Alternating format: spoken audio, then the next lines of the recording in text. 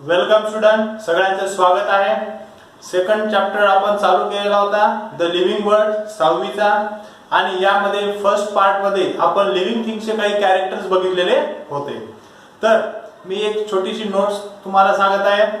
जे कोणी आपला व्हिडिओ बघत असाल त्यांनी आपला व्हिडिओ जो आहे तो बघताना लाईक करा, यानंतर चॅनलला सबस्क्राइब करा आणि बाजूला बेल आयकॉन आहे तो बेल आयकॉन प्रेस करा।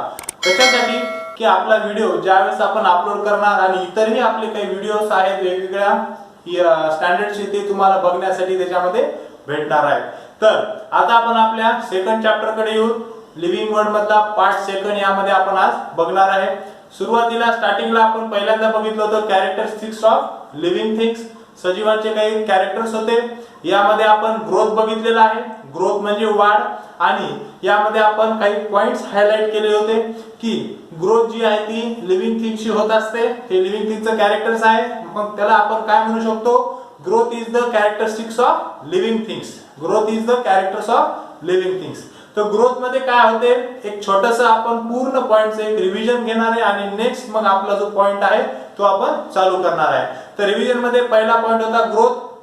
ग्रोथ मध्ये आपल्याला सांगितलं होतं की प्लांटची ग्रोथ जी आहे ती हाईट मध्ये आणि विड्थ मध्ये त्या ठिकाणी होत असते, आणि प्लांट जोपर्यंत लाईव्ह आहे म्हणजे जोपर्यंत जिवंत आहे तोपर्यंत तिची ग्रोथ होणार आहे। ॲनिमलचं झालं, आता ॲनिमल मध्ये आपलं ह्यूमन बीइंग्स आणि अदर ॲनिमल मध्ये तसं होणार नाही। आपला एक फिक्स पिरियड आहे 18 to 21 इयर्स पर्यंत आपली ग्रोथ होत असते। यानंतर आपली ग्रोथ जी आहे ती खूप स्लो किंवा स्टॉप होत असते। हे आपलं कॅरेक्टर्स आहे। सेकंड बघितलं होतं आपण necessity of food. Necessity of food म्हणजे अन्नाची गरज। यामध्ये आपण दोन पॉइंट सांगितले होते, autotrophic and heterotrophics. Autotrophic means self, स्वतःचं अन्न स्वतः तयार करतात। All green plant are produce in their own food. ते स्वतःचं अन्न स्वतः तयार करतात। ती जी प्रोसेस आहे त्या प्रोसेसला नाव दिलं होतं आपण फोटोसिंथेसिस, प्रकाश संश्लेषण।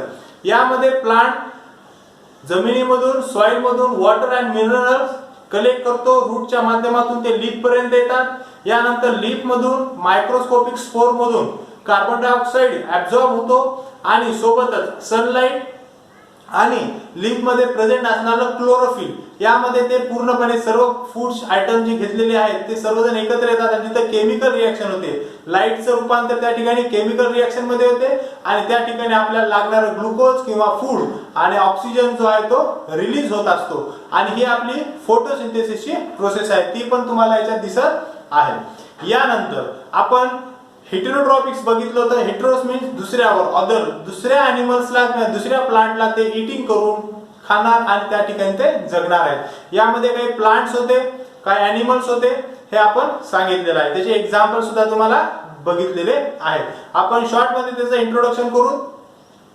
यामध्ये पहिला पॉइंट सांगितला होता हर्बिव्हरस।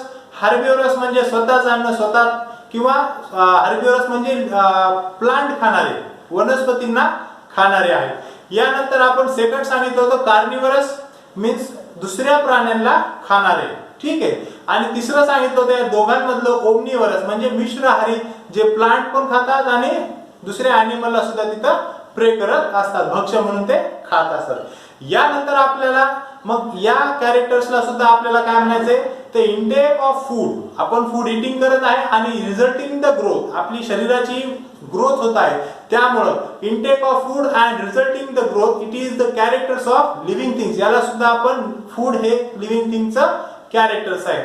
यानंतर पुढे आपल्याला बघायचं आहे रेस्पिरेशन। पुढे काय बघायचं आहे, तर रेस्पिरेशन बघायचं आहे। तर रेस्पिरेशन मध्ये आपण सांगितलं होतं inhale the oxygen and exhale the carbon dioxide. आपण ऑक्सिजन घेणार आणि कार्बन डायऑक्साइड सोडून देणार आहे। ही सिंपल अशी रेस्पिरेशनची डिफाइन आहे। यानंतर आपण काही ॲनिमल्स मध्ये बघितलं होतं की जसे की ह्यूमन्सला नोज आहे, प्लांटला नोज नाही। तर प्लांटला काय आहे, तर मायक्रोस्कोपिक स्पोर आहे, सूक्ष्म असे छिद्र आहेत, त्याला आपण नाव स्टोमॅटा सुद्धा म्हणलेले आहे। यानंतर एक एक्झाम्पल बघितलं होतं फिश। फिशला नोज नाहीये, तर त्या ठिकाणी त्याला गिल्स आहेत म्हणजे कल्ले आहेत, जेणेकरून ते पाण्यामधलं मिक्स झालेलं जे ऑक्सिजन आहे ते कलेक्ट करते आणि मग त्या ठिकाणी ते लाईव्ह राहत असते। तर respiration is the characteristics of living thing, हा एक आपल्याला पॉइंट नवीन आलेला आहे। यानंतर आपण सांगितलं होतं एक्सक्रिएशन। एक्सक्रिएशन म्हणजे उत्सर्जन। आपल्या बॉडीमध्ये भरपूर अशा काही लाईफ प्रोसेस होत असतात, त्याच्यामधून काही सबस्टन्स एलिमिनेट होतो, वेस्ट सबस्टन्स, आणि ती बॉडी आपण दरवेळेस बाहेर टाकत असतो. तर eliminating the waste substance out the body, त्याला आपण एक्सक्रिएशन म्हणलेलं आहे. तर डिफरंट ऑर्गन आहे डिफरंट ॲनिमलसाठी, वेगवेगळ्या ॲनिमलसाठी वेगवेगळे ऑर्गन्स आहेत. जसं की एक्झाम्पल आपण लीफचं दिलं होतं, झाडाचं. त्याच्यामधल्या झाड काय करते, त्याच्या लीफ मध्ये ते एक्सक्रिएटिंगचा जो सबस्टन्स आहे तो स्टोअर करतो आणि त्या ठिकाणी लीफ जे आहे ते काढून टाकतो झाडाचे, जेणेकरून त्या झाडामध्ये काय राहणार आहे की वेस्ट सबस्टन्स तिथं स्टोअर होणार नाही. किंवा दुसरं आपण सांगितलं होतं या ठिकाणी गम किंवा डिंक सांगितलेला होता, बाबळीचा वगैरे किंवा लिंबाच्या झाडाचा वगैरे तो डिंक असतो. यानंतर नेक्स्ट आपण परत आपल्याला म्हणता येईल की the excretion is the characteristics of living things. यानंतर पुढे आपण बघितलं होतं रिस्पॉन्सिव्हनेस टू स्टिम्युली, म्हणजे चेतना, क्षमता आणि हालचाल, मुवमेंट सुद्धा आपण बघितली होती. यामध्ये आपण एक्झाम्पल दिलं होतं मिमोसा प्लांट, लाजळचं झाड आहे, त्याला आपण हात लावला की तो आपल्याला रिस्पॉन्स करत आहे, म्हणजे प्रतिसाद देत आहे.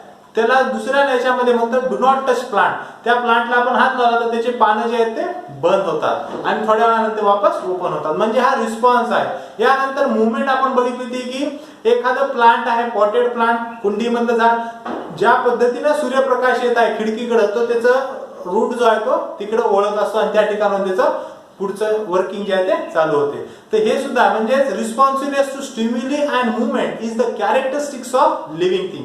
ते सर्व आपले रिव्हिजनचे क्वेश्चन होते, रिव्हिजनचा पार्ट बघितला. आता यानंतर आपल्याला महत्वाचा पार्ट बघायचा आहे तर रिप्रोडक्शन. काय बघायचं आहे तर रिप्रोडक्शन म्हणजे प्रजनन, same to same living things तयार करायचं आहे. तर रिप्रोडक्शन काय बघू. In the process of reproduction, the living things gives rise to young one of its own kind. तर लिव्हिंग थिंग सजीवांमध्येच हे कॅरेक्टर्स आहे की ते स्वतःसारखे ओन सजीव लिव्हिंग थिंग दुसऱ्या तयार करू शकतात. यानंतर some animals are give birth from their young ones, म्हणजे काही ॲनिमल्स त्यांचा जो काही यंग वन तयार करायचे, नवीन तयार करायचे लिव्हिंग थिंग्स, तो त्यांच्या यंग वन्स म्हणजे पोटामध्ये तयार करत असतात. जसे की गाय वगैरे आहे, ठीक आहे, आपला सुद्धा जन्म आईच्या पोटातून झालेला आहे, तर त्याच्या पोटामध्ये होत असते. दुसरं आहे बघा मग सम लाय एग्स, काही काय करतात की ते त्याच्या अंड्यामध्ये जन्म देतात. जसं की तुम्हाला इथे चित्रामध्ये कोंबडी वगैरे दिसत आहे किंवा एखादा पक्षी दिसत आहे, बर्ड दिसत आहे, तो त्याच्या एग्स मध्ये, अंड्यामध्ये त्याचा न्यू यंग वन बेबी तिथं तयार करत आहे. मग तो अंड ज्यावेळेस रॅप होतो म्हणजे पूर्णपणे परिपक्व होतं आणि परिपक्व झाल्यानंतर तो मधला जो जीव आहे ॲनिमल, तो त्या अंड्याला हॅच करतो, म्हणजे टिचके मारतो, जेणेकरून ते अंड फुटून जाते आणि मग तो बाहेर येतो. The young ones hatch out, आणि हॅच करून तो बाहेर येतो. प्लांट रिप्रोड्यूस थ्रू, प्लांटची रिप्रोड्युसिंग कशी होते तर त्याचे वेगवेगळे पार्ट्स आहेत. जसे की सीड आहे, यानंतर स्टेम आहे, लीव्ज आहे, बरोबर आहे, असे वेगवेगळे त्याचे पार्ट्स आहेत. यामध्ये आपल्याला एक ब्रायोफायटा नावाची प्लांट दिसत आहे की त्याच्या लीफ वर छोटे छोटे प्लांट, नवीन प्लांट, ग्रोइंग प्लांट त्या ठिकाणी येत आहे, ब्रायोफायटा. यानंतर दुसरं एक एक्झाम्पल होतं गुलाबाचं, ज्याचे आपण स्टिक लावतो जेणेकरून ते नवीन झाड वगैरे येत असते. तर हे सर्व काही एक्झाम्पल्स आहेत. यानंतर नेक्स्ट आहे अ डिफायनाइट लाईफ स्पॅन, म्हणजे या ठिकाणी प्रत्येक ॲनिमलचा एक डिफायनाइट लाईफ स्पॅन आहे, तो किती वर्षापर्यंत तो जगू शकतो. यामध्ये आपल्याला पुढे बघायचे बघा, every living things has a fixed life span. तर प्रत्येक लिव्हिंग थिंगचा फिक्स असा लाईफ स्पॅन आहे, डिफरंट आहे. Life span come end the death and organism become weak. लाईफ स्पॅन म्हणजे काय होतो की तो व्यक्ती मरून जातो, लिव्हिंग थिंग डेथ होतो आणि त्याचे ऑर्गन जे आहे ते वीक होतात, काम करत नाही.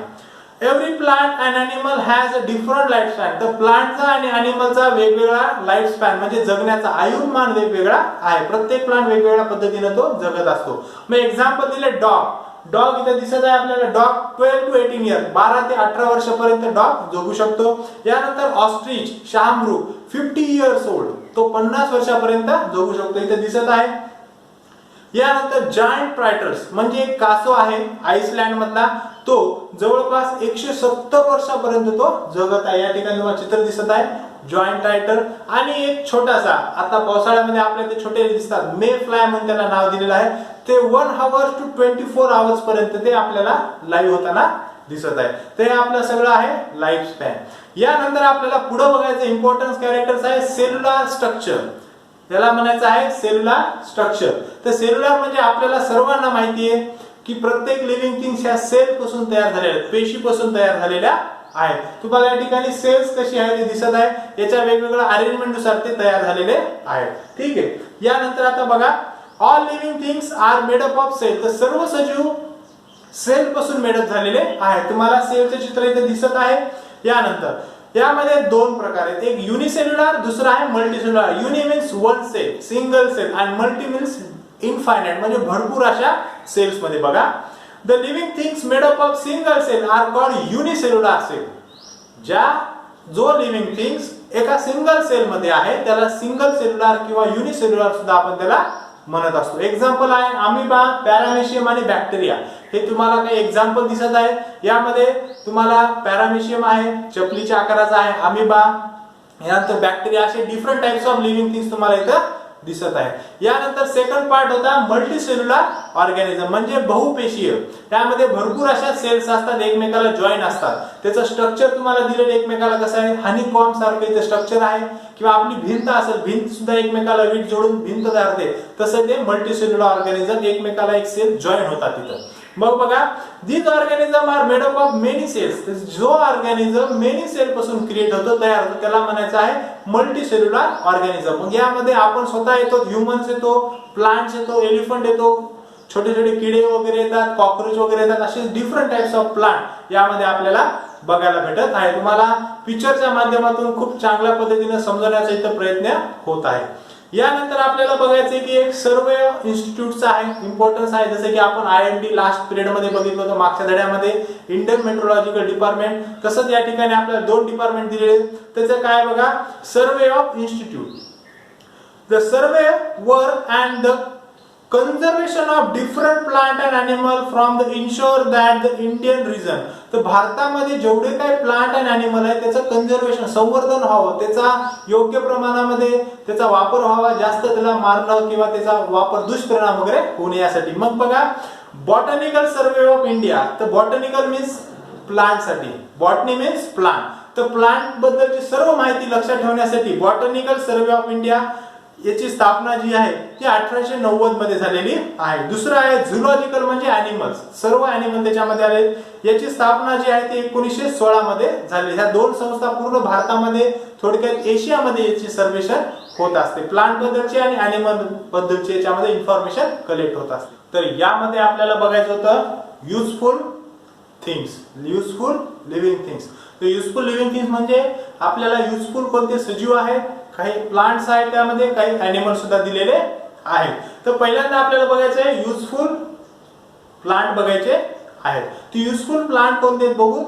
We get from the plant fruit, vegetable, grains, green leafy vegetable. तर प्लांट पासून आपल्याला सगळे युजफुल भेटतात, फळं, भाज्या, बरोबर आहे, धान्य, हे सर्व आपल्याला प्लांट पासून भेटतात. काही मेडिकल प्लांट सुद्धा इथे आपल्याला युजफुल आहेत. मग बघा, obtain from the different types of plant, some plant are used for in the medicine. तर काही प्लांट्स आपल्याला मेडिसिन साठी, औषधासाठी सुद्धा युजफुल आहे, त्याचा आपण मदत घेत असतो. यामध्ये अडुळसा आहे. तुम्हाला सर्व काही चित्राच्या माध्यमातून, पिक्चरच्या माध्यमातून सांगत आहे, तुम्ही चित्राकडे लक्ष देत राहा प्रत्येक वेळेस आलेलं. यानंतर अडुळसा आहे, हिरडा आहे, बेहरडा आहे, आस्परजिलस म्हणजे शतावरी, हे सगळे युजफुल प्लांट्स इथे आपल्याला दिलेले आहेत.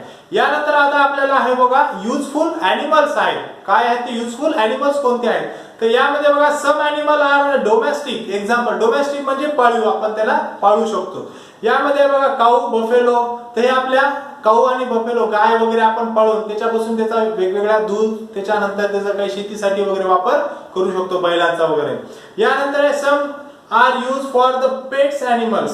पेट्स म्हणजे आपण त्यांना पाळीव प्राणी सुद्धा म्हणू शकतो, जसे की आहे डॉग आहे, कॅट्स आहे, बरोबर, हे असे काही अॅनिमल्स आहेत. यानंतर animals such as a camel, horse and ox. हे कोणते आहेत तर ऑक्युपेशनचे अॅनिमल्स, म्हणजे याच्यापासून आपला व्यवसाय होत असतो. ठीक आहे. Are use the means of the transportation. Transportation साठी सुद्धा त्याचा आपण वापर करत असतो, एका ठिकाणाहून दुसऱ्या ठिकाणी. तुम्ही इतिहासामध्ये बघितलं असेल, ज्या काही लढाया झालेल्या आहेत त्या घोड्यांवर, हत्तींवर झालेल्या आहेत, म्हणजे ते ट्रान्सपोर्टिंग, या ठिकाणाहून दुसऱ्या ठिकाणी जाण्यासाठी.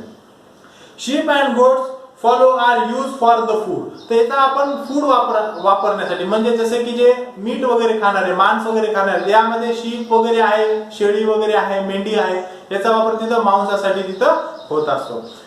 These animals are useful in the occupation. काही ॲनिमल आपण ऑक्युपेशन, जसं की आपण जे मेंढी बघितली, बरोबर आहे, तर ती मेंढी जी आहे त्याच्यापासून आपल्याला लोकर भेटते, म्हणजे काय म्हणणार आहे, फायबर भेटते, एक प्रकारचा उलन भेटतो, आणि त्याचा वापर आपण आपल्या व्यवसायासाठी सुद्धा करू शकतो. Earthworm is useful for the agriculture. Earthworm म्हणजे गांडूळ शेतकऱ्यांसाठी खूप जास्त युजफुल आहे. तर हे युजफुल ॲनिमल झालेले आहेत. यानंतर आपल्याला बघायचे हार्मफुल लिव्हिंग थिंग्स, म्हणजे घातक असे सजीव जे आपल्यासाठी आहेत, लिव्हिंग थिंग साठी, सजीवांसाठी घातक आहे. मग यामध्ये सुद्धा दोन आहेत, एक आहे प्लांट, दुसरा आहे ॲनिमल दिलेलं आहे. Some plant and animal are harmful to the human beings. तर ह्युमन बीइंग्सला हे हार्मफुल आहे. पहिल्यांदा आपल्याला ॲनिमल्स बघायचे आहेत, जसं की बघा मॉस्किटो अँड फ्लाईज, म्हणजे डास, माशा आपल्यासाठी हार्मफुल आहे, डिसीज स्प्रेड करतात. नेक्स्ट आहे लाईज अँड टिक्स, म्हणजे उवा आणि उवा म्हणतो केसामध्ये वगैरे होत असतात, छोटे काही किडे वगैरे असतात, रस, यामुळे आपल्याला स्किनच्या डिसीज होत असतात. यानंतर कॉकरोच, माइट्स अँड रॅट्स, याच्यामुळे आपल्या घरातलं धान्य वगैरे जे आहेत, फूड डिस्ट्रॉय करणारे, धान्य नासाडी करणारे आहेत. यानंतर पॉइझनस स्नेक्स अँड स्कॉर्पियन, म्हणजे या ठिकाणी तुम्हाला स्कॉर्पियन आणि स्नेक दाखवत आहे, त्याच्यामध्ये आपल्याला पॉइझनस म्हणजे विषारी आहेत, हार्मफुल आहेत आपल्यासाठी, त्याच्यामुळे आपला जीव सुद्धा तिथं जाऊ शकतो. हे झाले सगळे ॲनिमल्स आहेत हार्मफुल. आता हार्मफुल काही प्लांट सुद्धा आहेत. मग बघा डॉटर, जसे की धोत्रा, विषारी प्लांट्स आहे. आता पावसाळ्यामध्ये इकडे त्याची वाढ होते, पांढऱ्या कलरचं मोठं फूल असते. यानंतर पॉट्स अँड निडल्स, काही प्लांट्स आहेत ते आपल्या जर स्किनला लागले तर आपल्याला इचिंग्स होते, खाज सुटते, छोटे छोटे बारीक फोड वगैरे येत असतात. यानंतर आहे कॉस्किटेला लीव्स, म्हणजे त्याला आपण पानं असतात मोठे, ते पानं जर आपल्या स्किनला लागले तर त्या ठिकाणी काय होणार आहे, आपली स्किन जे आहे इचिंग होणार आहे, खाज, बारीक बारीक फोड वगैरे, लाल कलरची स्किन होत असते. यानंतर ऑलेंडर आणि लॅन्थरॉन, हे फ्लावर जे आहे हे स्ट्रॉंग स्मेल आहे, त्याचा खूप उग्र असा वास येत असतो. यानंतर अनकंट्रोल ग्रोथ ऑफ अल्गी, पाण्यावरचं शेवाळ तुम्ही बघितलं असाल, बऱ्याच ठिकाणी पाणी साचते आणि आता शेवाळ सुद्धा येते. तर त्यामुळे आपलं जे पाणी आहे ते जर एखाद्या जनावरांना वगैरे जर कोणी पिलं तर ते त्या ठिकाणी त्याची डेथ वगैरे होऊ शकते. म्हणजे या ठिकाणी आपल्याला पोल्युशन ऑफ वॉटर या ठिकाणी होणार आहे. तर असं हे आपलं आहे. यानंतर शेवटचा पॉइंट आहे वाईल्ड ॲनिमल, म्हणजे हिंस्र प्राणी. मग बघा wild animal that hunt other animal for feeding are called predators. wild animal म्हणजे हिंस्र प्राणी, दुसऱ्या प्राण्याला पकडतात, फीडिंग करतात आणि ते अन्नासाठी त्याचा वापर करतात, त्याला म्हणायचं आहे प्रेडेटर्स.